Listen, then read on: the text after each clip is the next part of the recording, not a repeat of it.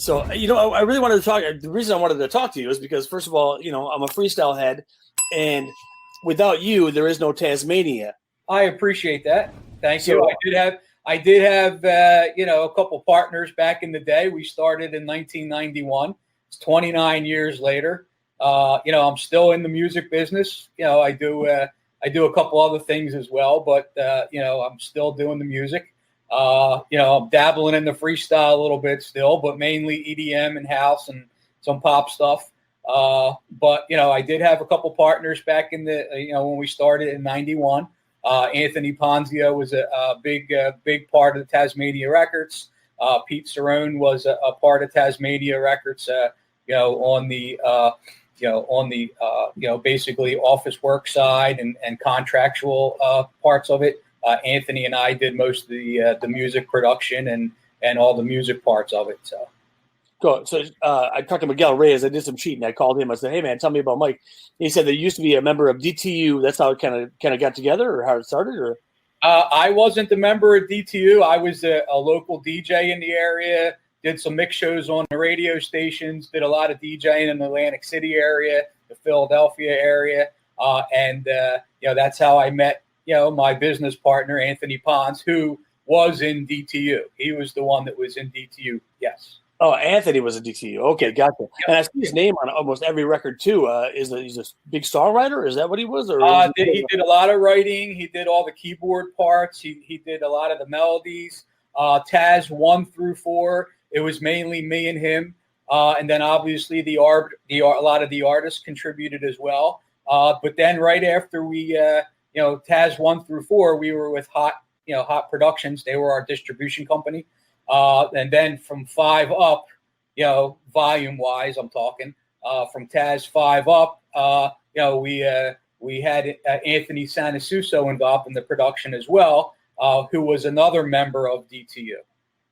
Okay, cool. So I'm just trying to get the grasp. So you were a DJ in Atlantic City. You were on the radio too. What was the station? I did mix shows on Boss 97 out of Atlantic City. Cool. What were some of your big records that you can remember? What was hot then? The TKA stuff was hot. The Koro stuff was hot. The George Lamont stuff was hot. Our records, thanks to you, we got our first breakthrough probably 92, 93-ish. With the Miguel Reyes, those were the times. Thanks to you, we got a lot of airplay in Chicago, and then it kind of trickled through over throughout the rest of the country. We had Julie One Last Kiss. That was a great record for us. Billboard charting record. Had a lot of noise on the radio. Rhythm Centric, who was actually the singer, was from Chicago. That was a big record for us. So those were probably our biggest 3 records over from 91 to 95, which I thank you because you were big on that, making that happen.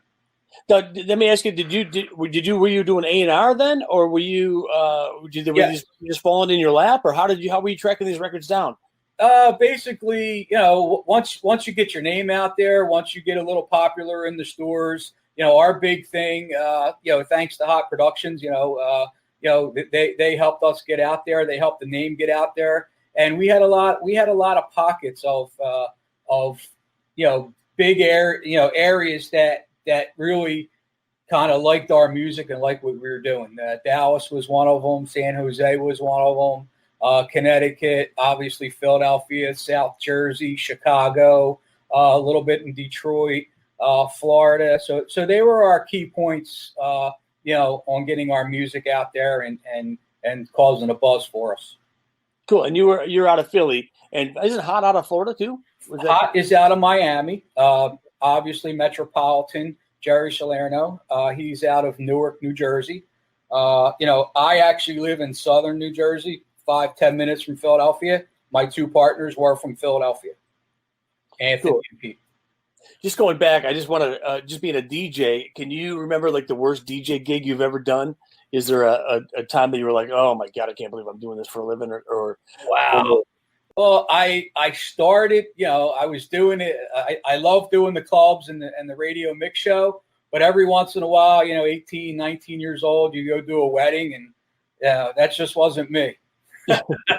they're probably the the things that hey, I got to eat for free and things like that, but I enjoyed the clubs a lot better. Well, that's cool. So being on the radio, how old are you? 2 years on the radio? Excuse me? 2 years on the radio too? No, I mean, I just did mix shows on the radio. We did live broadcasts from the clubs, and then a lot of times I'm bringing, back in the day we had to bring our reel-to-reels into the studio, and we did our mixing, whether it was at taping at the club live or maybe at your home studio recording on your Tascam reel-to-reel, and then you bring your reels into the studio, and then they play it during the mix show times. How fun, man. What a great time in music, too. Oh, right? yeah, it was great. There's so much great music out then. Yep. Yeah. So I have a list of songs that you're responsible, not Tasmania Records is responsible for. Yes. I wanted to go down the list and just like Joe Zangi. Can we talk about Joe Zangi? Where did he come from? Joe Zangi's a great story. Tasmania won. We were getting things together. I mean, I'll get into Joe right after this. I just want to tell you this little story. Our first artists were Stephanie Bennett and Yonda. My partner was actually dating Yonda, so that's how we got involved with Yonda. But we pressed up, Never Let You Go. We pressed up the first Stephanie Bennett record, and then we pressed up the Yonda record, and that's when we got involved with Hot. And they were like, "Hey, we're going to distribute your music. Put them aside. We're going to press everything up and do what we do." So that's basically what we did. We pressed up all these records. We had to put them aside. Hot came out, distributed all this music, and that's kind of how it took off. But before we made our first compilation, we were getting all the artists together and all the music together. And Joe Zangi was an 18-year-old high school student who came in, heard about the label. We had a local college station that really helped out in Blackwood, New Jersey. It was 91.5 WDBK. And they got a hold of our CD or our music at the time. They really got us a good following. So Joe Zangi at the time heard about, the label through what was going on in the community and in the area locally. And, he inquired about, "Hey, I want to come in and make a song." We charged him a small fee to come on into the studio and sit down to see what we had. And he made the cut. We liked him. We put him on the first compilation. And ever since then, Joe Zangi became a really popular Tasmania artist. For sure. I love that Yonda record too. That's one of my wife's favorite songs too. Oh yeah, that was our first record. And Stephanie Bennett, that was our second record. Cool. Stephanie Bennett doing good things still. She's still what a powerhouse she is. Probably the best person in freestyle. She's a hard yes, great performer, hard worker, for sure. Yeah, for sure. Let me ask you about Samantha, phenomenal. Bobby Delante, he's part of the Tasmania team, the production team, and an artist as well. He brought Samantha aboard. He did her first two productions, and then we got a chance to do some productions, Anthony and I, and then Anthony Sanasuso as well. Bobby Delante brought Samantha aboard, and she was a fan favorite as well. Pure Pleasure is a fan favorite. They were local. Most of these artists were local to, in the beginning, most of the artists were local to Philadelphia, South Jersey area. Did Bobby Delante come as a solo artist and then he brought Samantha, or did he come as a producer and then? He was a solo artist first. He did a couple tracks himself, and then he brought Samantha aboard. Did some production. He produced her first two tracks, and he brought her aboard as well. Cool. So all this happened. Are you involved in this studio work too, or while this is going on too? Or are you? I made in the studio. I did most of the beat programming. All those Tasmania records. On volume 1, 2, 3, 4. I did all the beat programming. Anthony did all the keyboard production. Rob Federici at the Polygon at the time. That's the studio we were using, and he was our engineer. Well, you must have been busy because there were records Oh, coming. we were constantly busy. I mean, at that time, that's all I did. We just basically were in the studio. I was DJing, 3-4 nights a week out in the clubs, doing my mix show. A&R for the label, and we were doing our thing. We were really busy at that point in time. Oh my gosh, I can't even imagine. I mean, we used to go to the record store all the time, and I used to see all the time. It was like new stuff every week. Yep. It was so, and I was on the mailing list too, so I was like, yeah, it was just record heaven, man. Let's talk about Sammy C for a second. Sammy C. Yeah. Sammy C, another local artist out of South Jersey. He actually was around before the Tasmania name was around. He put some records out himself, and then we linked up, and he became a big Tasmania artist as well. So a lot of collaborations with different artists, a lot of songwriting he did, and he was a big part of the label as well.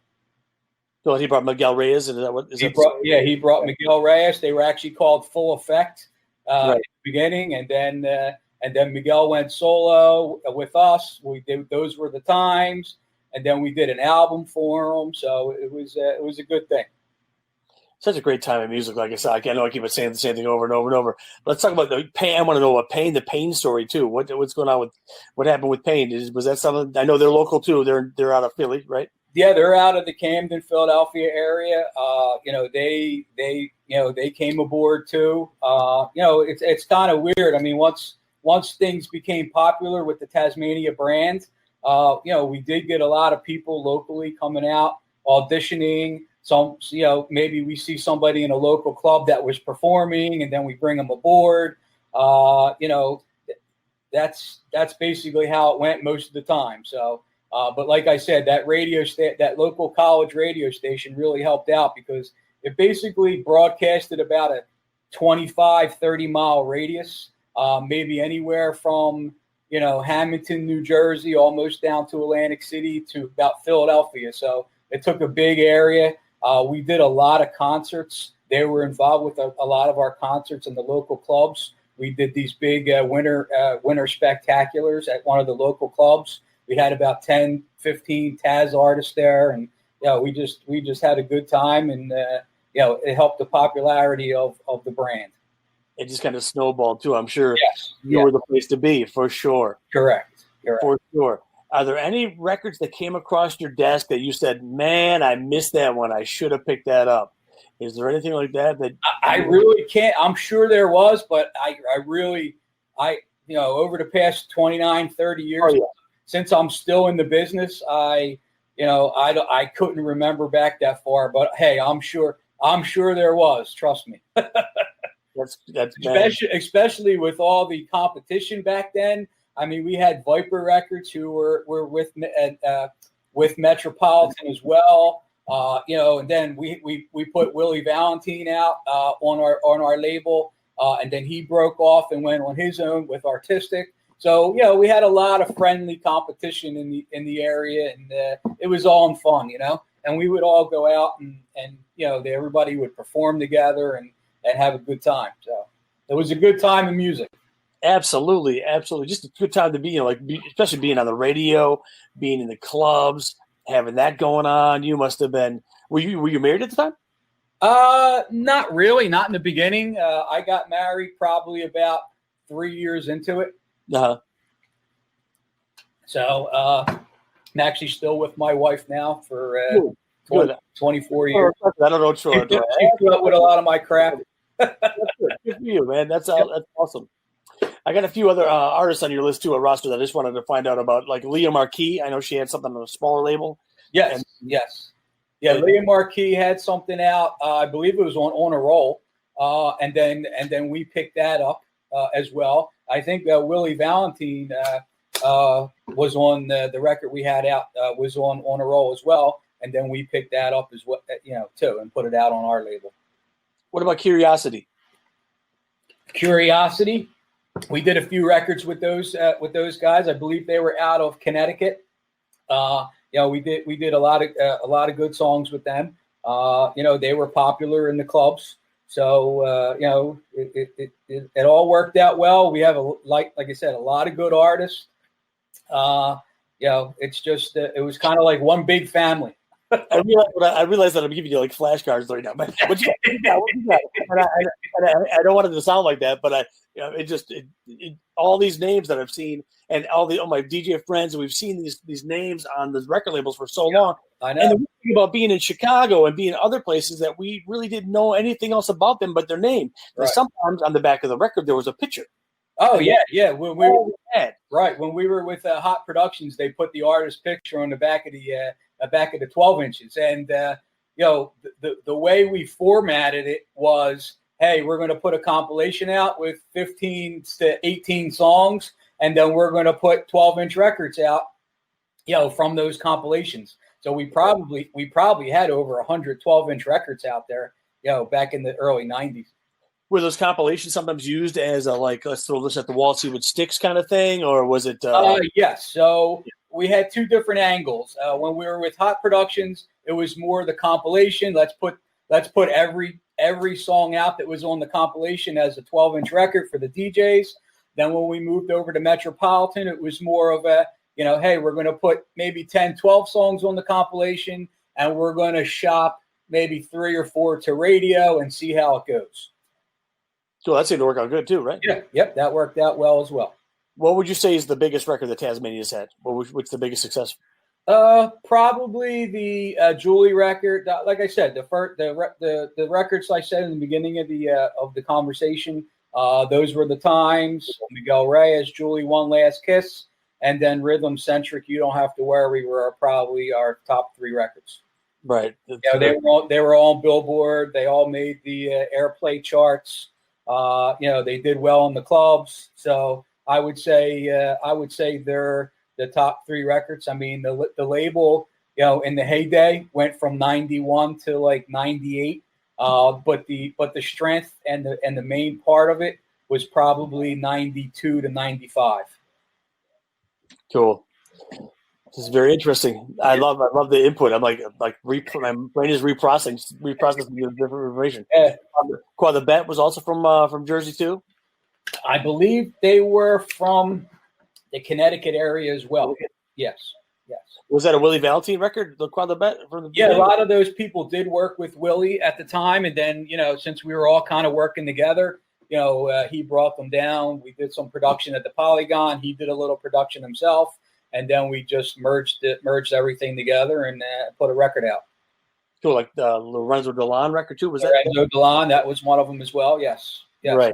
I'm glad you're remembering all these. I wrote them down, man. I was doing research, man. I wanted to ask you about all these people. Sonia, yes. Sonia was brought to us by Payne. She was in that area, right in the Camden, Philadelphia area.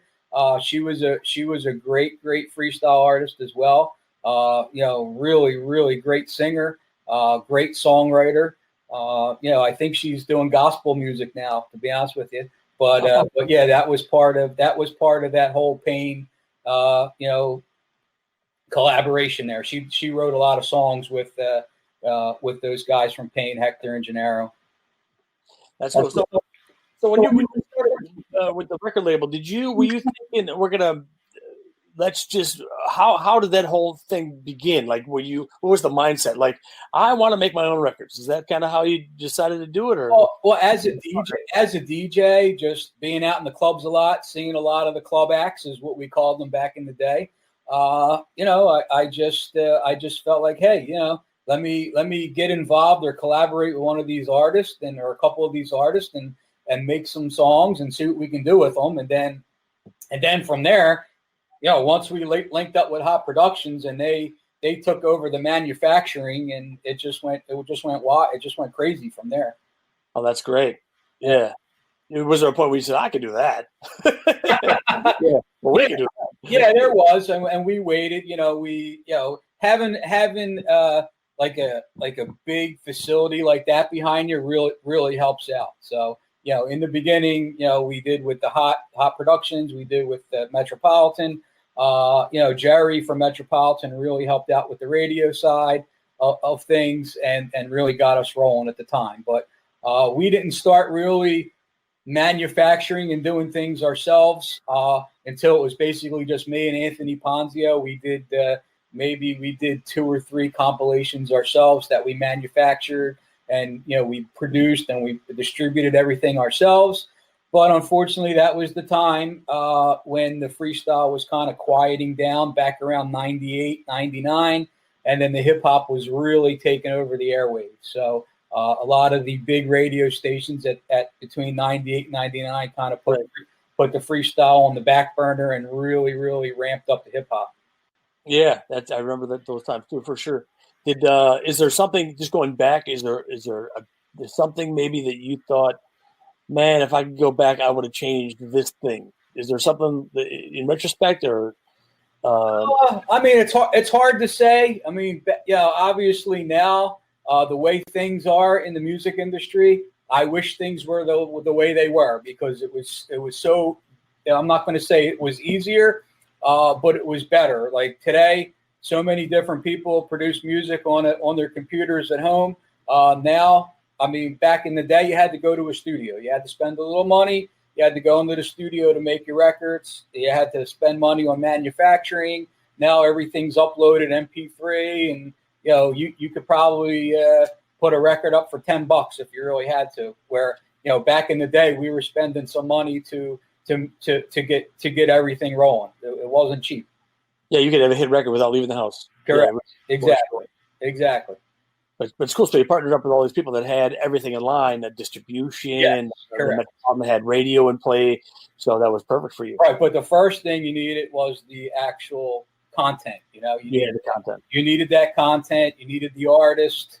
And we came with a whole package. We went to Hot Productions. They liked what we had, and they actually. We were right after that Radical. I don't know if you remember Radical Records. Yeah, sure. But Radical Records, they were into the techno thing. And then, once that got kind of over with, then we were the next best thing for them. So, we were probably one of their main labels that they distributed at that time.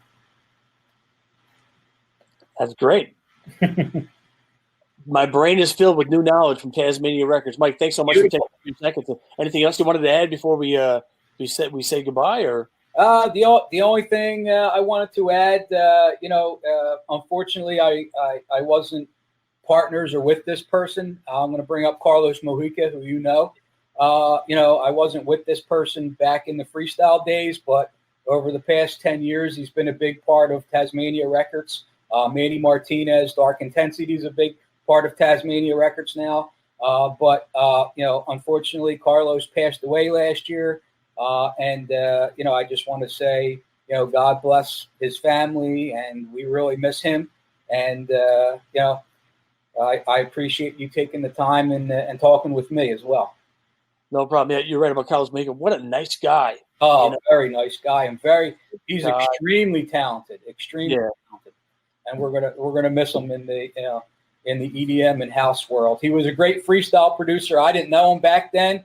Absolutely. I know we worked with a lot of freestyle artists back in the day, but I didn't get the opportunity to really know him and become partners with him in the label until probably 2010, 2011. Right. He will be missed. Mike, thanks so much.